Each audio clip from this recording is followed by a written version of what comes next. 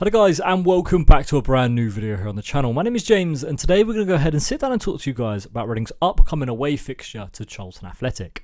Now, a key word in there was away, and that's going to be a poor thing for Reading fans all over the world. That's right, 5 losses from 5 games in the league so far sees us bottom of the form table in terms of the away guide, and it looks like it probably might continue again in this one. Reading going to be travelling to the Valley for the first time in a few years. Last time we played there was during COVID. We picked up a 1-0 win thanks to a George Puscas penalty, one of the only goals that the man scored for the club.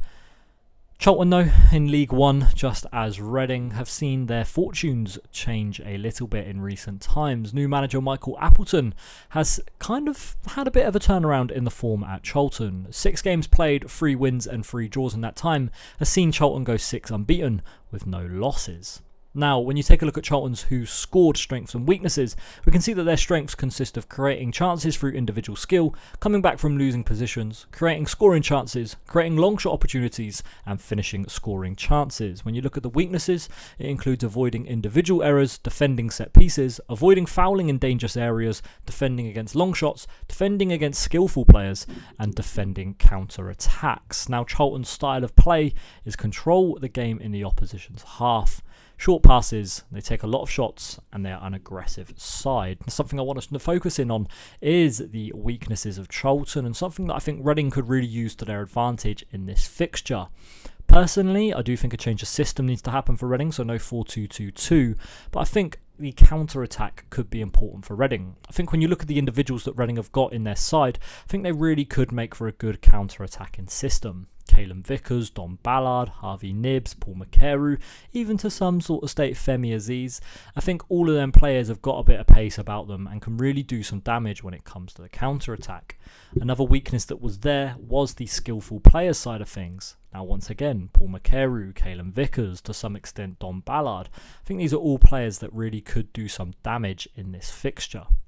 Another thing that I want to notice as well is that Charlton's weaknesses all revolve around defending, and I think if it comes to the counter-attacking game, Reading could grab something from this fixture. Defending against set pieces as well. Reading, we know, have a set piece coach, and it's something that kind of has been worked on quite a lot throughout Ruben Sellers' time. Is it going to be something they're working on during this fixture? Not 100% sure.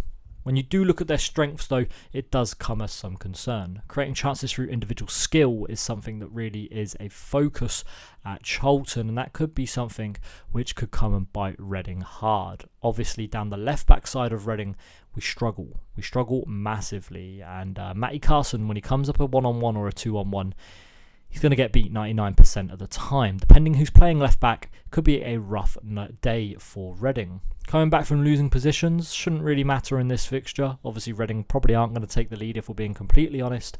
They like to create scoring chances and long shot opportunities, and they're good at finishing their scoring chances. Now, the finishing scoring chances comes way of Alfie May. 7 goals in his last 7 games has seen Alfie May's kind of form turn around at the same time as Charlton's. Includes a double over Fleetwood and a double over Exeter. In both games, he picked up man of the match performances. But it's not just Alfie May who is the main man at Charlton. They did pick him up for 250k from Cheltenham in the summer. But someone who is arguably the best player at Charlton is Corey Blackett-Taylor. He definitely has the most impact on any fixture. And 4 goals in his last 5 games has seen him have a massive turnaround in form. 2 man of the match performances as well, including one against Blackpool in their last fixture where they drew 2-2 at home. Corey Blackett-Taylor is probably the man for Reading fans to watch out for. Now, in terms of the league table, we can go ahead and see that Charlton currently sit in 14th. They've picked up 15 points from their 11 games so far this season, whereas Reading are still sat in 22nd with 6 points from 11. Now, in terms of Reading's starting 11 and who I would pick for this fixture, I've gone with a starting 11 that consists of David Button in goal. I've gone with a different back 4 with Nesta Guinness-Walker, Tom McIntyre, Nelson Abbey and Tyler Bindon across that back 4. My midfield has been shaken up as well, as we see Michael Craig, Tavonge Rashisha and Lewis Wing playing in that 3. Then we've also got Calum Vickers and Harvey Nibbs out on the wing, with Don Ballard starting up front. Listen, I've gone for that big change around as I really like the Michael Craig and Rashisha pairing in the midfield. Charlie Savage has played all 11 fixtures so far for Reading this year, and if I'm being completely honest, I don't see what he offers too much. He runs around a lot, he works hard, don't get me wrong, but I feel like he's lost in a lot of games, and maybe a little bit of an extended period where he's left out is what's needed. And Rashisha, I think when he's come in, has impressed massively.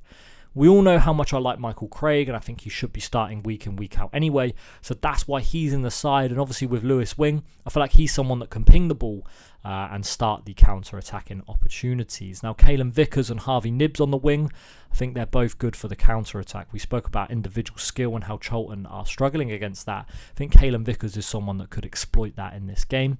He'll be on the left-hand side, coming up against what right-back is potentially Tanai Watson, someone that Reading fans are familiar with as he started off his career with us.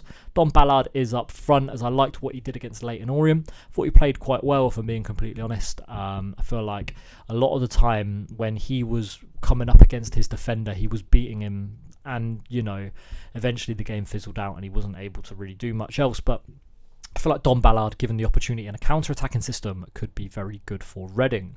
Nesta Guinness-Walker is back at left-back. I think he's finally been integrated back into the side after the little spout that happened at Port Vale away. But look, Nesta Guinness-Walker, realistically, I think is Reading's best left-back. I've got Tom McIntyre in at centre-back as well, partnering Nelson Abbey.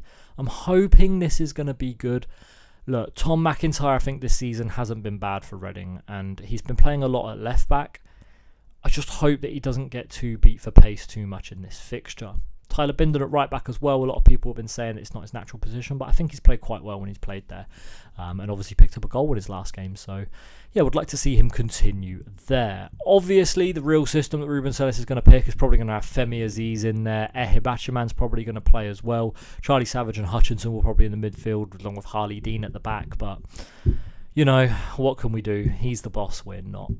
Now, in terms of the score prediction for this game, I'm going to go with a 1-1 draw. Listen, Charlton score a lot of goals, but I feel like Reading might be able to stop that in this game.